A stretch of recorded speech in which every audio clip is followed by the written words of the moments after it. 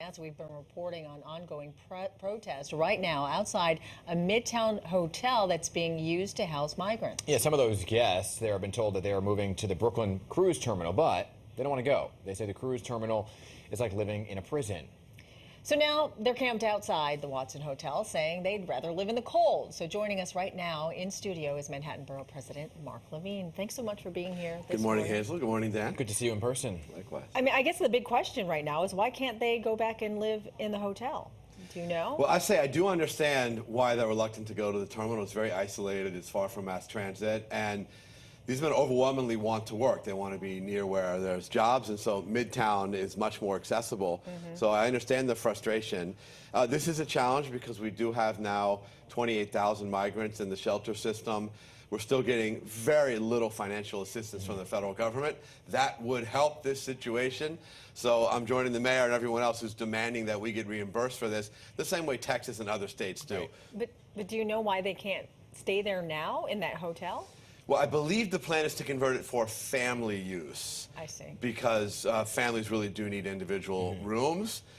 So that is the plan. But nonetheless, I do understand the frustration of the men who want to be in a central location so they can have access to jobs. Right. So, you know, and not to harp on it, what's being done then, right? Because they're now on the streets living in tents. We had a reporter out there who was showing the tents that were lining the streets. Are those tents going to remain? And in the interim, while you wait for that money, I know it's not necessarily your responsibility, but what's being done for those men if they're not going to go to the Brooklyn terminal? There has to be a solution for them. They cannot sit there on the street. They can't live in tents. We need to get them accommodations that work for them and for us. And yes, we're going to need federal assistance for that, but this is unacceptable. That can't continue. They can't stay out there. Yeah, like you said, the location is not ideal in Brooklyn. Okay, it's not ideal, but have you been inside to see what the conditions are inside by any chance? I have not been to the terminal in Brooklyn, but I had been to the temporary setup on Randall's Island, which is the same model. And they've done everything they can within the model of congregate settings to have all the amenities, food and health care and all the legal support that the migrants need. But it's not the same as living in a hotel. Yeah. And I think really it's the location that is key here. To live so far from mass transit, so far from the job market. I understand why those men don't want to go there. Yeah, I hear what you're saying, but it was also the same problem with the first go around. It was like they didn't learn the lesson. It was Orchard Beach, which is also even more isolated. Yeah. Randall's Island, which is isolated, unfortunately, yet again. We'll see what happens here, but I do want to talk to you about another big issue. Over the weekend, someone threw a Molotov cocktail at a synagogue in New Jersey. We're covering that story very closely. And when you look at the NYPD data, it shows anti-Semitic attacks doubled over the last 2 years. What do you make of this, and what is being done moving forward? It's really a scary incident in New Jersey. Thank God no one was injured. This building does also have a school, a preschool. It could have been just horrific. The individual is still at large, so if anyone has information about the suspect, please contact law enforcement. This is part of a trend, though. Yeah. We had a horrible near miss in November where 2 men were arrested in Penn Station. They had weapons. They had a firearm with a multi-round magazine. They'd posted on social media about attacking a synagogue. Thank goodness law enforcement intervened. And it's in the context of rising anti-Semitism in New York and globally. We saw an attack on a synagogue in Jerusalem on Friday night. Where 7 people were killed in prayer. This is really horrific. We have to denounce this wave of anti-Jewish violence wherever it occurs. You know, we had a crew with you on Friday, I believe, when you were calling for the removal of a plaque honoring a Nazi sympathizer down in Lower Manhattan. What's the progress on that happening? I think that New Yorkers would be shocked to know that there are 2 names on the Canyon of Heroes. Pierre Laval and Henri Levin, Petain, who were honored with a ticker tape parade in the 1930s and went on to become major Nazis in occupied France, responsible for the deportation of 75,000 Jews from France. We want those names removed from the Canyon of Heroes. It's an outrage that 2 prominent Nazi collaborators who have been disavowed in France are still being honored on Broadway. Yeah. So on Holocaust Remembrance Day on Friday, we join the World Jewish Congress and to call for those names to be removed. All right, keep us posted on what happens there, Yes. okay, because we're interested in that. But I also want to talk about what we saw play out over the weekend. Protesters taking to the streets, not only in New York City, all around the country after what we saw play out in Memphis and the death of the Tyree Nichols video that was released, right? For the most part, the protests were peaceful. There were a few arrests here in New York City. We saw an individual stomping a police cruiser in Times Square. What did you make of the protests, and did the police handle things differently this go-around?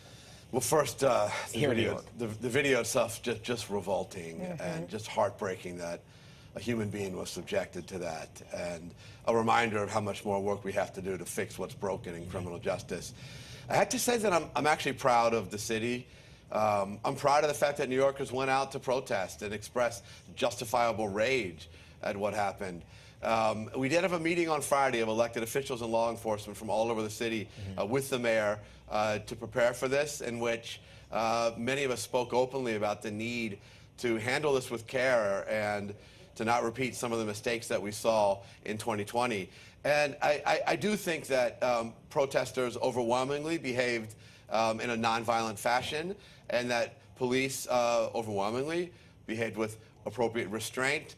So I am proud of the city, but deeply, deeply troubled by this event and the ongoing challenge to fix what's broken in policing. We still have not passed the George Floyd Justice and Policing Act.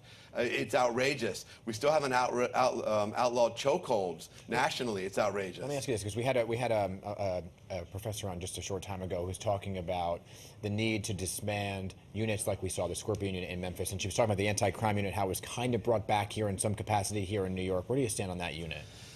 Well, that unit the anti-crime unit was disbanded in 2020, and it was brought back in a much more, I'd say, limited and controlled, prescribed manner. And they're going for a balance of still removing guns off the streets, but without the excesses. And I think they have avoided the kinds of excesses that unit had in New York, and that certainly we saw in the Scorpion unit in Memphis. So I do commend the police department for appropriate caution in these kinds of units in New York. All right, let's switch gears a little bit. You're going to be giving your State of the Borough address. So what can we expect to hear from your speech that day? Well, we're going to be looking back on the challenges of 2022 and the progress we've made. We've had a lot of downer stories so far today, but you know, there are signs of New York City's comeback. We had 56 million tourists in New York in 2022. Population in Manhattan is increasing. A little known fact, we're up almost 4% compared to pre-pandemic. Okay. We are focusing in on a major challenge, which is the lack of affordable housing in Manhattan and New York City. The average rents in Manhattan now, $5,000 a month. It's crazy. Unacceptable. It's We have insane. got to fix that. That is wild. Yes, All right, it is. so speaking of downers, this is tough, all right, because New Yorkers are really up in arms. They're really upset about something that happened over the weekend. I don't know if you saw it play out, and now you're getting called out about it. Take a look at this, okay, because this is a tweet from Donovan Richards that said, the Empire State Building knows it's Manhattan, right? Get your borough under control, Mark Levine, about the Empire State Building being lit up for the Eagles. You're the Manhattan Borough President. This is in your borough, the Empire State Building in the Empire State. What do you make of this? We are launching a full investigation. We've called for city council hearings. I'm introducing legislation to ban the colors green from any prominent New York City landmarks. Unless it's for the Jets. Unless it's for the Yes, Jets. indeed. Right. Oh and my you know, gosh. Donovan Richards having some fun. I don't know if you want to give any, respond back to him at all. At least we have professional teams in the general area of Manhattan. Queens eventually will have a soccer team, but right now we're running the show here All right. in Manhattan. There you go. You're definitely a good sport. Borough President Mark Levine, thanks You again got for it. coming in to talk to us. It was great having you. Always a here. pleasure, guys. All right. Thank you. We'll see you at the Super Bowl. I'm just kidding.